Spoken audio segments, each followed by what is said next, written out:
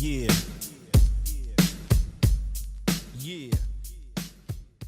Yes, my people, welcome back to another episode of the Diary of Reality. Yes. Welcome. You already know it's your boy Prolific. And today, let me tell you something. We don't teach what we don't know, and we don't lead where we don't go. Yes, sir. So basically, if you're gonna walk in a maze blindfolded, you're not gonna effectively gonna walk in there. You know, you're gonna get lost. You know, so that's why we tend to bring people here that have walked down the path, so they can empower people Like as you well. guys. So today we got a very special guest. He goes by the name I'm going to say with a Portuguese accent. Go on. Rafeal. That's a big intro. Thank you. Come on. Yes, Would you like to introduce yourself? Yeah, Rafeal Mikail. Obviously, born in Portugal. Been here about 10 years, I'd say. Okay. Yeah, I'm an athlete. I compete in Brazilian Ju Jitsu, competed in MMA and all sorts, to be honest. But overall, just trying to bring hope to our people, isn't it? That's it. Lovely, man. That's what we're about in this podcast, to inspire and empower people. And hopefully, after this podcast, you guys take something from it and put it in your own lives. Yes. So, yeah, tell me about your journey. Tell me where you're from. Because basically, I'm from Portugal as well. So, I know that we got a lot of similarities right now. You mentioned that your dad is Angolan. My mom is Angolan as well. So, yeah, let's go through it. Yeah. So, basically, obviously, I grew up in Portugal. I've not yet been to Angola. Yeah, same as my brother. Listen, the other day I spoke to a guy. Yeah, I think he was from Nigeria or something, and he was like, "Yo, so you still not been to like your parents' like home country?" I was like, "Yeah, no, I haven't." He's like, "Listen, if you die before you go to your parents' home country, you're going to hell, you know." I was like, "Yo, listen, I've been to my home country. Yeah. He's safe. I'm saved. So yeah, I need to get there. But I grew up. Yeah, I've been in Portugal pretty much. Yeah, all my life I've been here the last 10 years. I grew up in a little let's say a little neighborhood called Fort da Casa. But I used to chill around Quinta do Mocho normally. If you know, That's the hood. Tell him. hood, you know. Yeah, it's a proper hood. A lot. And then I grew up around there, to be honest. But my dad, he's Muslim. He from Alhamdulillah, I was born Muslim as well. My mother's Muslim. So from like a young age, my dad kind of put onto me to like taught me the best like sort of etiquette. Taught me like real discipline. I feel like a lot of people's gonna find that you see because my dad he used to be Christian, yeah. So he studied it himself, everything, and he, do you know what I mean, studied like religions and stuff, and he was like, yeah, Islam is, do you know what I mean, the one that That he resonates the most. Yeah.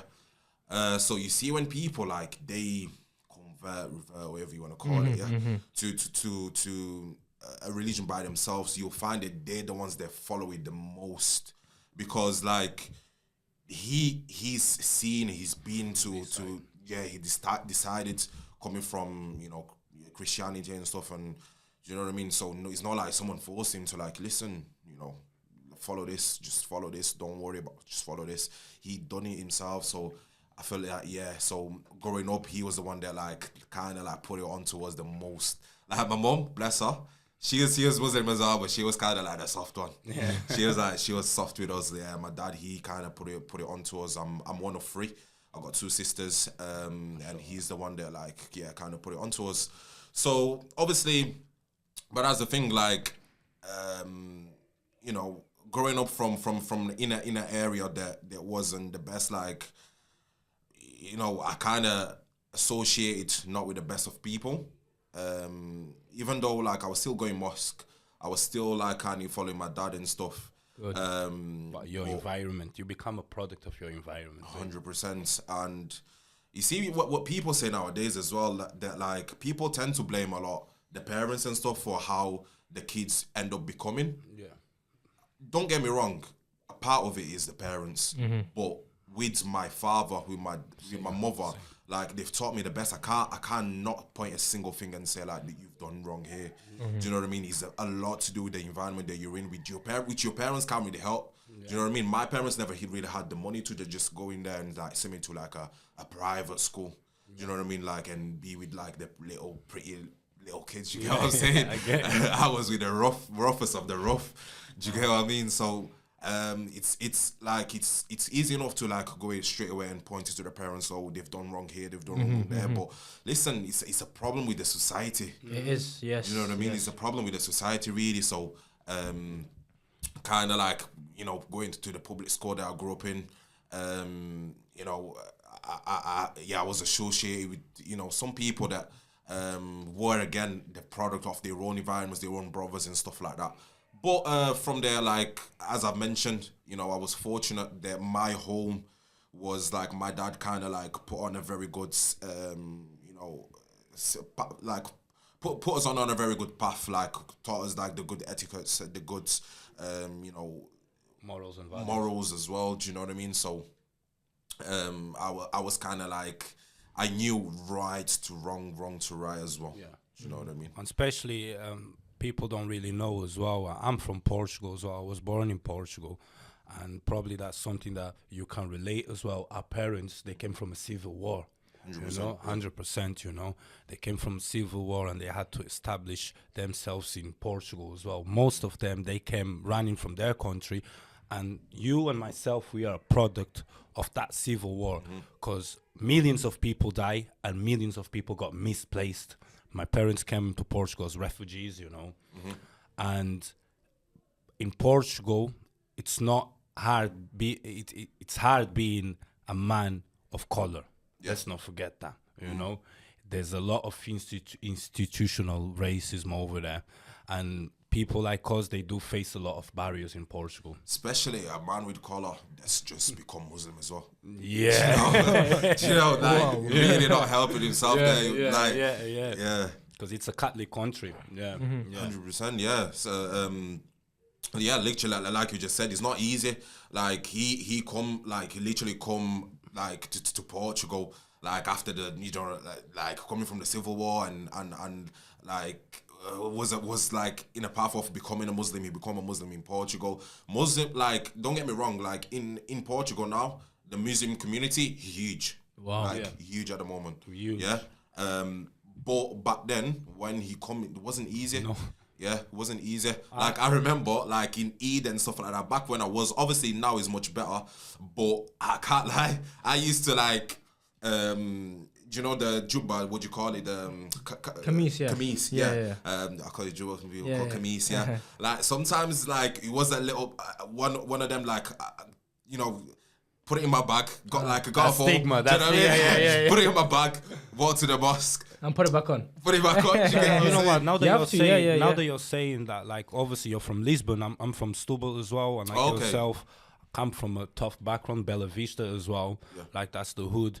And when I think about, now that I'm Muslim myself, I reverted to Islam, whatever you want to call it. Growing up during the 90s, I don't remember seeing as many Muslims in Portugal. No, I don't remember having Muslim friends in Portugal. No, it wasn't. Like, in my public school, I can't think of one girl that was Muslim. I can't lie.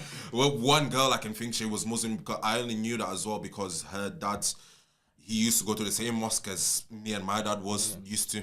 Yeah. Like, do you know what I mean? And sometimes I used to go to, like, in mosque, I used to go do, like, the Muslim classes as well. Right. Read Quran and stuff like that. Do you know what I mean? So, yeah, my public school, I won't, like, think of one. Okay. So now, growing up in Portugal, what sort of stuff do you get into it? Yeah, so, okay, so obviously, my dad, yeah, he was martial art, like, like martial artist, he was a kickboxer. Artist, right. Okay. He was a kickboxer, but like he's never ever taught me anything. But so I'm a fighter, yeah. Like do you know what I mean? Like Brazilian Jiu Jitsu, MMA. Did you used to get into fights growing up a lot? Do you know what? Like, yes and no. Yeah. Like, when I used to, like, in public school, I used to get into quite a bit of fights. Like, do you know what I mean? But you kind of like, he was one of them because he was a bad area. You kind of when you're from the hood, people don't really, they know. and do you know what I mean as well? Like when they see the people that, do you know what I mean? Like you hang with and stuff like that. Sometimes they just want to avoid it. To be honest. True. So yes and no. Like like in school, you get the little. I used to get like a little kid on a little like. Do you know what I mean? Like headlock and stuff, but nothing mad. Do you know what I mean? But like with that being said, I've seen bad violence as well growing up. Like I remember in school, it's something mad when I come to think about it. You see one of them things that you don't like because you just live around it as you when you're a kid, and then you come to realize it when you're older, and you're like, what was we like living in? What are you doing? Do you know what I mean? It was the 2000s, the 90s and the early 2000s and even 2010s in Port was wild. Yeah, 100%. Wild. So like it was one of them things like because he was in a like bad area as well. At the same time, people kind of knew like who not to mess with, but at the same time, you kind of knew that. Obviously, I was always very switched on. I was very switched on as well. I don't know if the best word is to say overthinker.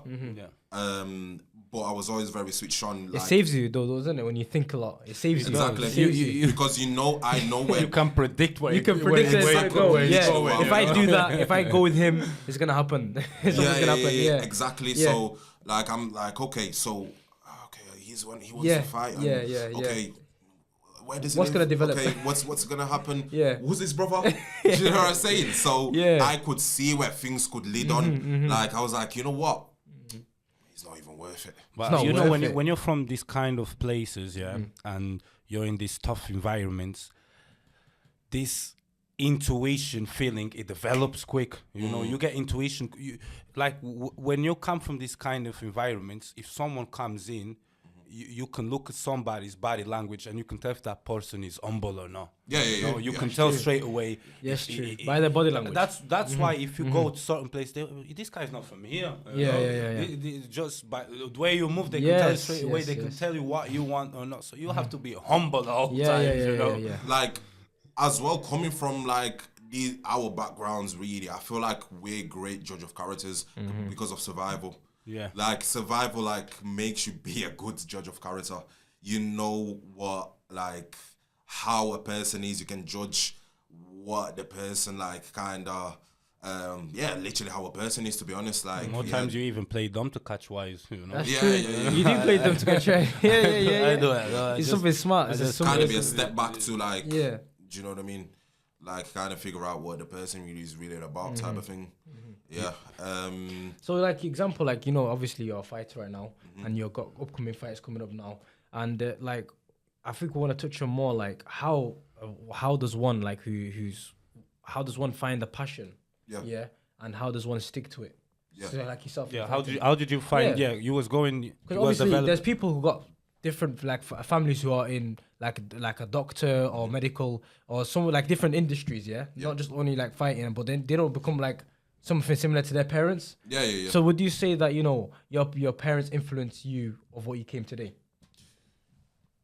No, as they supported it. Well, my mother supported it. Right. My mother's because like long story short, like my dad's still in Portugal. Right. My mother's in here, in the UK, but my dad is in Portugal. Okay. So I kind of. Do you know what I mean? He's like he's got a family as well, like with him and stuff. So my mother supports it, but my parents, they was never the ones that like follow that, because no one's parents, I can't lie, brother. Like no one's parents would be like, go and be a fighter. Do you know what I mean? Like that's the last thing. So you found it for yourself then? Mostly, I'd love to say. I'd like to say that. Even you know what? Even as African parents, I don't know if you even me growing up, talent with football. Like football, go study. That's what they want. Just get the football up, man. It's not gonna pay you. Get out of here. Get out of here. You're paying. You're not bringing bills to the house. Get out of here, man. Yeah, man. And you're asking for boots. And you're asking for like, oh, mom, can you buy me that? I want to go football. You pay for it. Yeah, exactly. So it's hard. Like it was. Do you know what I mean? Even saying to my mother, like I can't lie. Like I used to fight boxing at the start, when I come in here. I started off with boxing. In Portugal? No, in the UK. So you start fighting here in the UK? Okay. Yeah. So you I started training in Portugal, but like I started fighting like professionally in here. So you started with boxing, okay? Yeah. So just touching back on that topic, like I said, Rafeal, I mentioned about your father being a kickboxer and being a professional fighter, but how did that kind of influence you to get into fighting? Yeah, so obviously my dad, he I feel like I need to kind of like explain just before because people are like, your dad, but where's your mother at this time? So obviously my dad and my mom, they split up from young, right. We all relate to that. We all relate to that. Single mother. Single mothers. Yeah. Respect to them, man. Respect to them, man. Who was you raised with? So I was raised with my dad. Basically from the age of 10, I then was raised by my dad. From up until the age of 10, my mom and dad. Yeah. Okay, perfect. So what happened? Obviously, my mom and my dad, they wasn't doing too good together. Broken home, talk about broken homes and all of that. But obviously, I go back to my mom and dad. I can never say a wrong thing about them. So, long story short, my sister, because my elder sister, she's from she had another dad basically. Okay. She had another dad. My younger sister, she's obviously the same mom and dad. So my elder sister, her dad's had passed away and stuff. So then my dad met my mom, and obviously they was built like, do you know what I mean? They brought up my elder sister together, and then obviously I come in, and obviously I come in and after my older sister, alhamdulillah. So shout out to your dad. Takes a real man to do that. 100%. Takes a real man to do that. So then what happened was at the age of 10, my mom and my dad split up. But you know how it is in Portugal, obviously, when it comes down to what's it called now? Get custody. It's custody. Yeah, custody. So it's a little bit different than in here. I only just recently found out that when you get custody in here, normally the mothers tend to get it most of the time. Yes. Mothers tend to get it most of the time. What happens in Portugal is it comes down to who actually can afford it. Do you know what I mean? Yeah. So is it due to the kind of environment of what Portugal is? No, because you know what it is over here. Even if the mom is having some financial struggles, the government tend to help. You get a lot of help as a single mother. You get from the father as well, isn't it? In Portugal, it's a lot different. It's a different ballgame, man. As long as you got money. That's why a lot of us end up leaving Portugal. Is it? Right. So that was it really, because obviously my mom at the time, she wasn't in the best of financial situation at that time. We come to find that after once because obviously she didn't get a custody for us, and then she ended up coming here, so she was here way before me. Okay. And then we come to find out as well she had cancer at the time. So obviously alhamdulillah she's nice. She's well at the moment. She's fully beaten cancer. Alhamdulillah. But what happened was obviously me and my sister, my younger sister, we had to go to court from a young age. Wow. We had to find out from a young age. We went to court. The people were like, okay, who do you want to be with? Why do you want to be with that? Trying to get mom, or why do you want to be with dad? Or trying to get you to make decisions at that age. Yeah. Which it's crazy when you ask me. It's no kid should be kind of going through that, but his reality is life. Do you know what I mean? His reality. So at the end of the day, it had to happen. That's how it is in Portugal. So and we ended up staying with my dad because he was working at the time. He had a decent job. He was opening his own business as well. So he was working in construction. But he was working his own kebab shop. You know what I mean? One of the first ones. Not the first ones in Portugal, but the idea grew up. Let me tell you, I've never seen a kebab shop back where in my city when I was living there. Never. Yeah. So he was bringing up the idea. So then what happened was Obviously we got custody. I got custody with my dad. We were still going. My mom moved to UK along with my elder sister, because obviously, she brought. Obviously my dad said, okay, I'll still take care of her. Yeah, I'll still take care of her, but do you know what I mean? Custody is only for me and my younger sister. Do you know what I mean? The elder sister is not his actual daughter. Yeah. So my mom moved to the UK along with my sister. Thank God, because at least she had my sister taking care of her while she was, do you know what I mean, recovering and stuff. And then from there, obviously I was going public school. Yeah, going public school, going up with my sister. After, fast forward a few years after, we ended up going to an Islamic school. My dad managed to get us into an Islamic school, which is money as well. It's a private school. Basically, think of it as a private school, especially in Portugal when salaries are what they are. Yeah. Paying for a private school is not easy, man. It's not easy. Yeah. So we ended up going there. Great experience. Can't lie. One of the best sort of environments I've been in. As people will know. Many people might tackle their religion, might say this and that, but until someone actually goes to a mosque or someone is around actually Muslim people, you cannot say that you don't like the vibe.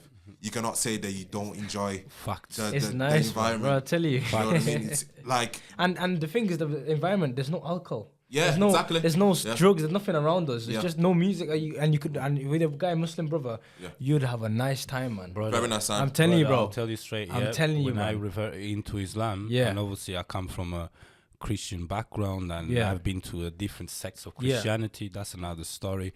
But the first time I stepped my foot in a mosque, man, and to see everybody prostrated at the same time. Bro, you can feel something in it. The energy is different, because you're not used to. You're not submission. You're not used to this, And another thing that I value a lot is only males.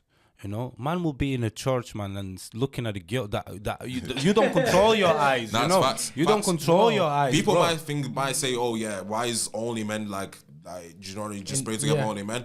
But it's because it's we humans. You gotta understand. You got wandering eye. I see, and me coming from a different religion, and now I see things differently. Because I've been in a church, man. I won't lie to you, astaghfirullah, and I'm apparently allegedly God's house, but I'm looking, and the bad thoughts are coming into your head, bro.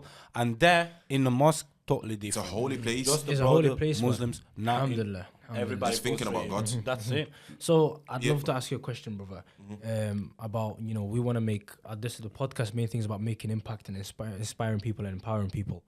I want to know what's your take on that? Obviously, you mentioned that you want to emphasize on the current generation now, and also the kind of people committing suicide, mental health, and things like that. So, what is your kind of way around? What would you say for the youth and that who are experiencing this, who are experiencing finding lost, obviously, or not even that, or even going through a broken home as well, because that has a lot of impact in you. He had it on me.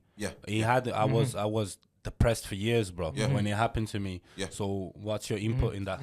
So this is the thing, and you both touch very good very good points. The one of them is youth. Yes, the youth, and obviously the other one is broken homes. Because someone from a broken home, any age that's still impacting, that's PTSD. Youth, when it comes down to the youth, that's mostly regards to obviously, the not just environments, social media and stuff like that. So that's what we kind of want to speak of. Yes, mental health is a big subject, because there's a mental health about the obviously what youth is going out around nowadays, anxiety, depression and stuff like that. And then there's the PTSD. You know what I mean? So the youth, what I'll say is the reason why youth nowadays, why they're going through depression, a lot of mental health, is because they're stagnated. What I think about when I think about mental health, what mainly mental health is lack of progress. So if let's say a young person, especially I don't know, anywhere in the world or in the UK, wherever you want to say, when a young person, they've got everything around them to be successful, everything around them to reach wherever they want to reach, but they're depressed. That's normally because they can't find a point that they're gonna progress from. So they just here. Like being stagnated creates a lot of anxiety, it creates a lot of depression because you can't figure how you're gonna where you're gonna go. Do you know what I mean? That's what I'd say. And a lot of that comes as well from like comparing yourself to X, Y, and Z on social media. Social media comparisons is not it's not the best, because if you look at yourself and right now in your position, your current state now, and you look at you scrolling your phone, because social media is a very toxic place. 100%. You know what I mean? It could help you and sometimes, and it could destroy you and sometimes, because when you look at especially like people are doing well in life and you want to catch up to them. It's like I'm gonna say this again. Like my mom said this as well, and she told me a very good lesson. And I came from a single mother household. She said to me, Ryan, don't look at the guy who's at the top there. Look at the guy doing better under you. Yeah. You know what I mean? Because or just look in the mirror. Yeah, you know what I'm saying? My mom said. That's what I'm saying. Or look who you was a year ago. You gotta be grateful, man. You gotta be grateful because you're looking at the guy on social media flexing all those things, but you don't look at the guy who's back home who doesn't have that opportunity to education, things, the basics. Like my mom says, you know what I mean? O macaco só olha no rabo do outro. That means the monkey only looks at the other monkey's ass. Look at your own one. Look at your own one. Look at your own one. Yeah, go on. Yeah. So this is what I'm saying. So it's when it comes down to with the youth nowadays, like we just trying to the youth. We just trying to they're just trying to compare themselves to that person and that person. Well, what the best sort of advice is listen. With the teenagers nowadays, I feel like when it comes down to mental health, what they're struggling most of the day, most nowadays, is just comparing themselves to X, Y, and Z. Really, when obviously you only can't compare yourself to the person that you was yesterday. Yes. So what you're trying to do mostly is just you're trying to be the better than what you was yesterday. So that's the best comparison that you can give. When what I found as well is I think most of the people have to be honest say around lockdown, the only reason this is why I kind of got to that point that was okay. So I was feeling some sort of way in lockdown, to be honest. Obviously, it was great times as well. Do you know what I mean? It was great times as well. But at the same time, it was do you know what I mean? I was kind of in my own place. I couldn't fight. There was no fights going on. I couldn't, let's say, start the businesses I wanted to because, do you know what I mean? I needed, material from elsewhere. I needed basically people interaction as well. So I was kind of stagnated. So when I say that most mental health about these teenagers nowadays comes to being stagnated. What I mean is when you're literally in a point that you're not moving forwards, that creates a problem in your head. Yep. Do you know what I mean? That you're okay. You know what I mean? You can't see a future. When you can't see a future, then that's what a problem. When it creates a problem, you need to be constantly thinking of ways to progress in life progress in life creates that little purpose. Do you know what I mean? Because you got now your day-to-day life, it's with a purpose. Okay, I need to achieve this. When you live in life, just do you know what I mean? As it comes, then do you know what I mean? That's when the problems come. 100%. One of the things I've started to kind of not study it, but understand a bit more is something that's called spiritual suicide. Spiritual. Never heard of that. Yeah. So what spiritual suicide is? Let's say when someone kind of gives up their own purpose in life. So they've given up. You see how you kind of your soul and all your goals and everything is all to do it's in your soul in it. So what spiritual suicide is, you kind of give up from all of that. Do you know what I mean? So when life gets bad, do you know what I mean? So a lot of people can hit to that point where they don't have a purpose in life, or they lost their purpose in life, or they've given up their purpose in life. Do you know what I mean? So that's when spiritual suicide comes in. They've killed their dreams. Do you know what I mean? They're not pursuing that anymore because either it got hard or they don't believe on it anymore. And that starts affecting their mental health. 100%. Yeah. Yes. So that's what mainly spiritual suicide. If you know what I mean. So it's what people got to understand is life is you know what I mean? It's not a straightforward thing. Roller coaster. Go here, you go there. Everywhere, man. I've reinvented myself a lot of times. I think that's what it is. People need to.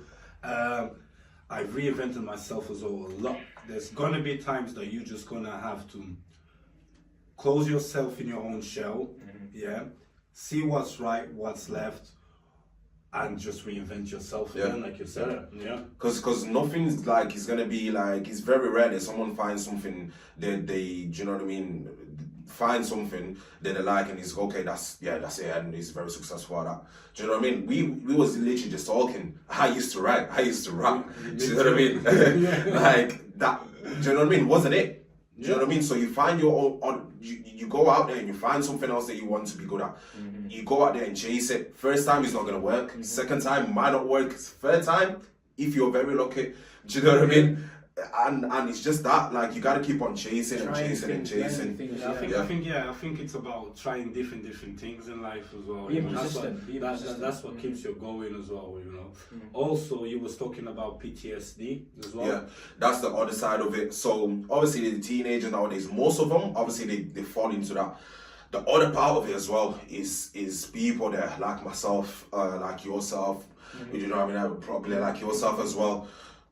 We grew up in like broken homes, so we grew up seeing things that even nowadays, I was thinking about this the other day. You see, when it comes down to PTSD and trauma, like kinda sometimes our own mind creates barriers. So some memories that we've got, sometimes you can't even remember it because our minds like start to remember a lot of exactly. things like, whoa, that used to happen. Yeah, and we make it like before. We never used to make a big deal out of that. Now when you think about it, we go back and think like, what?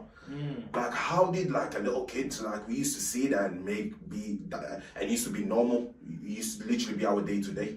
I'll tell you a story. Yeah, there was a time I must have been like, as you mentioned there, like when that stuff started going on, like my parents going through their troubles at home. I was going into school spaced out, you know, because you're coming from home and there's already trouble at home.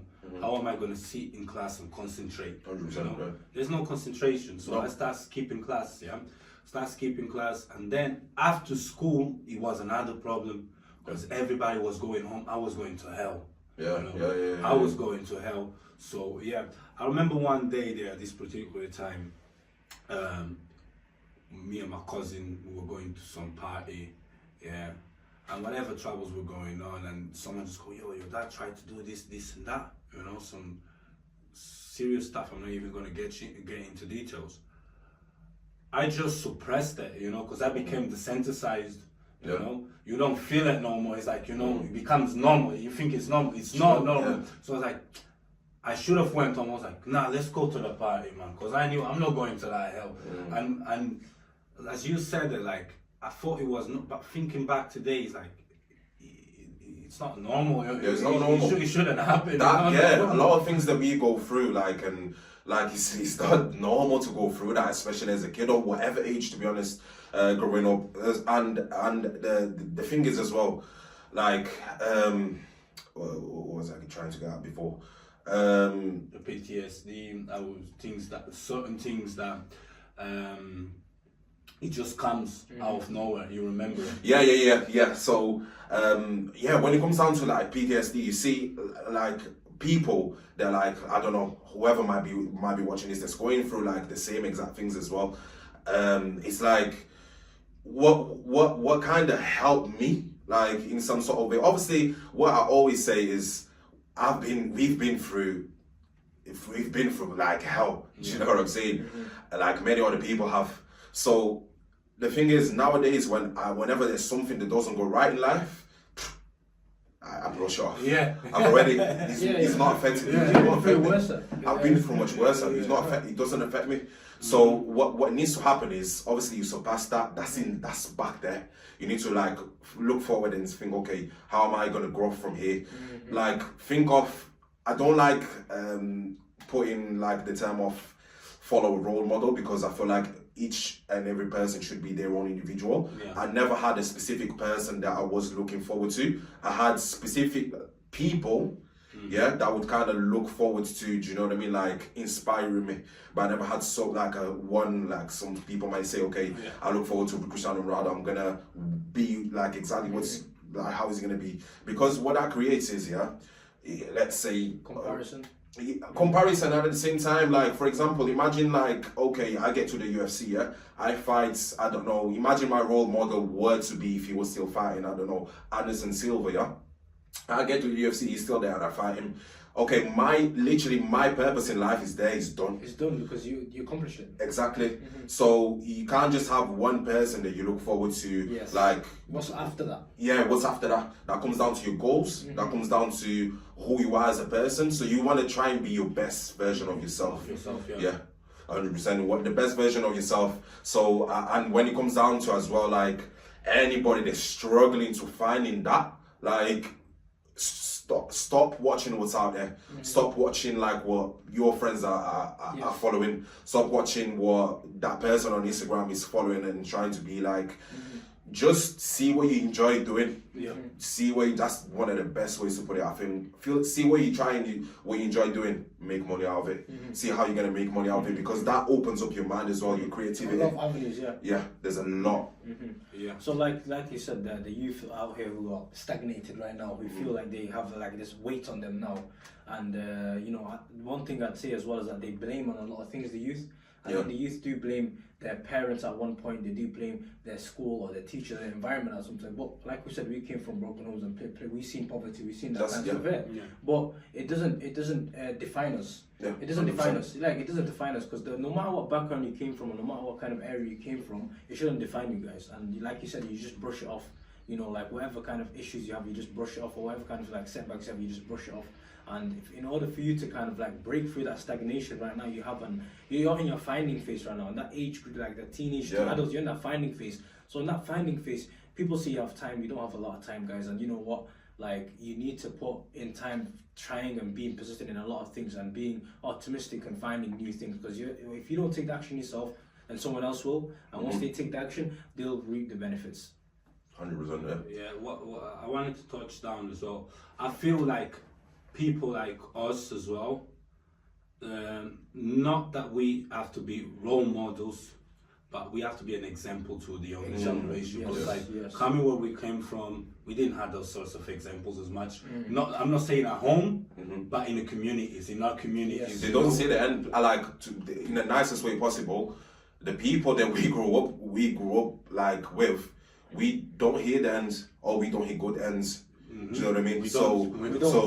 So it's like we like just trying to be the people, like the example that we kind of wanted to see when we was growing up, because at the same time that environment changes you, good environment changes you as well. We just spoke about the mosque. Do you know what I mean? Do you know, like when you're around a good environment, like in the mosque or something like that, you can only feel and how much that changed you as well. And so it's the same way. Also as well, a lot of people might say, okay, but I'm going through this and I'm going through that, I'm going through this struggle, poverty here in the UK and whatnot. But one thing that I tend to bear in mind is, and even with the path of life that I went through it, I try to mirror myself a lot in my mum. Like, do I regret things that I've done? No, I don't regret it. But however, I feel sorry for myself because I should have known better, because like my mum says, that there's nothing better than starting all over again. My mum came to this country with nothing. I remember going to the house, like not here in Ireland, I remember going to our house and speaking, and you could hear the echo because the house was empty. There was nothing. And you know what? For my mum to work on a minimum wage and support me and my sister, and despite whatever I got involved with, my mum never sold herself, never sold any drugs, never slept with OnlyFans and all these things you see out there, and she supported us.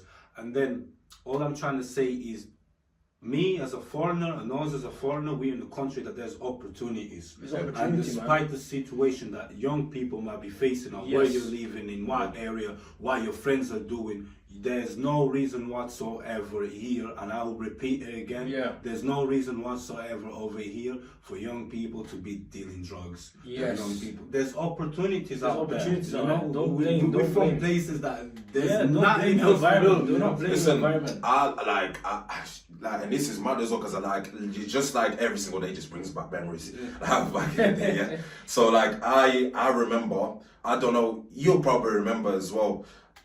100%. So growing up, when yeah, because again, my family wasn't the richest of families, to say the least.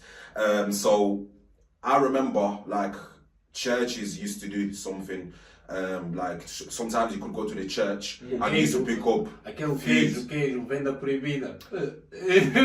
Venda proibida. So prohibited sale. Listen, when I tell you, like we used to go to church, me and my sisters, we used to bring bags and go in there like basically for the people that don't know, in Portugal, sometimes you could go to the church, they used to like literally like give like charity food basically for the people that wasn't as fortunate. Do you know what I mean? And like in the packages, I remember to this day used to say red stamp. It used to say prohibited sale.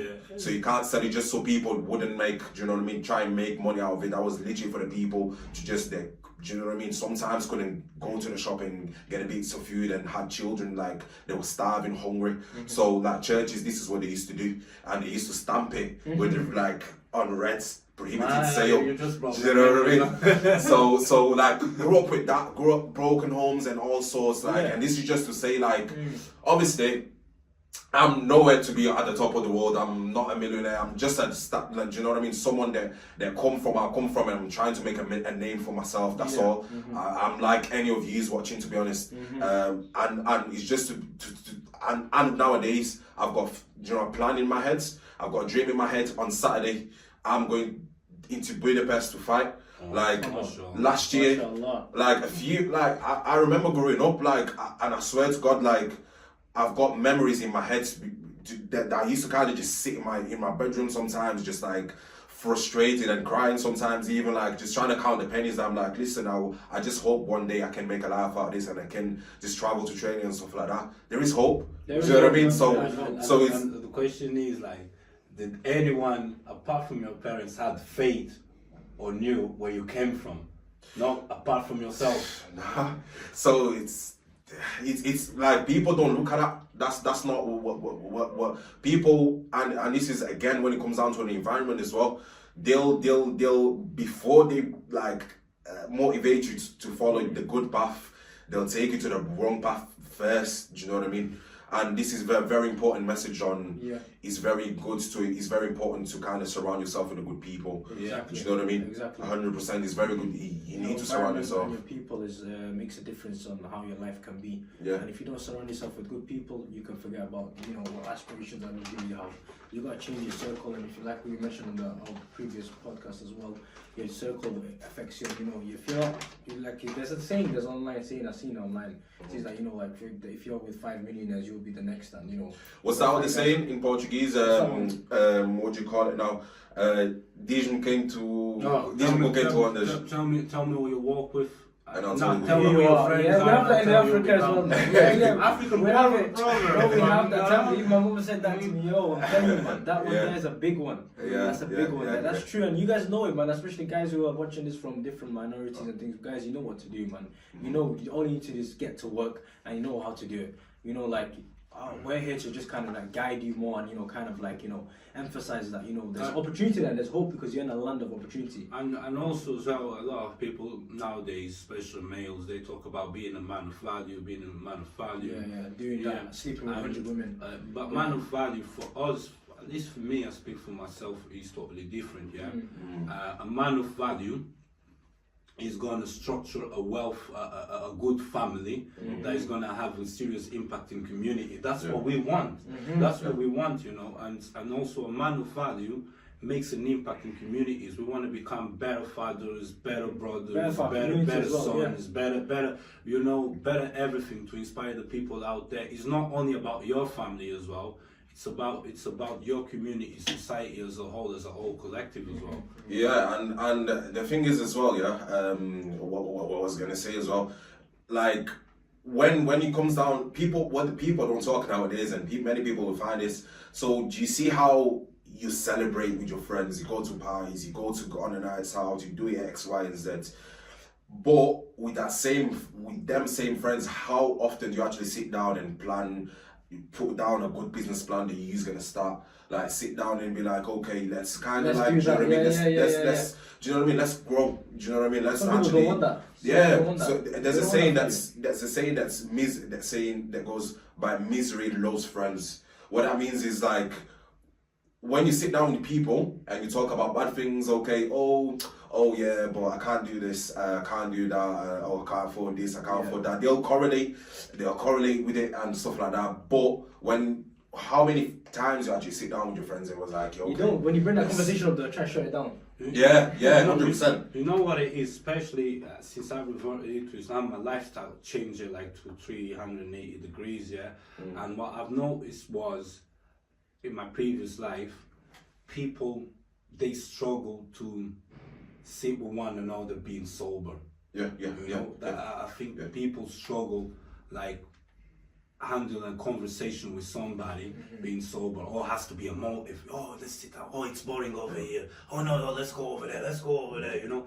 But to sit down, and that's why I'm so grateful for Islam, because I can sit down with brothers like Rayan, you know, and other brothers that I have, and we will engage in different type of conversations, you know. We would probably speak on things that I've never spoken years, you know, things that are here. You know. So as you said it as well, people nowadays they struggle. They are struggling a lot in that sense. And okay, another question is, you got a lot of fights coming, Where do you see yourself in the next 5 years? Thing is, obviously with fighters, we always need to have like that thing is like, and when I speak about it all the time, vision, we always need to, but at the same time, I take one fight at a time, because opportunities come from anywhere, right, left and center.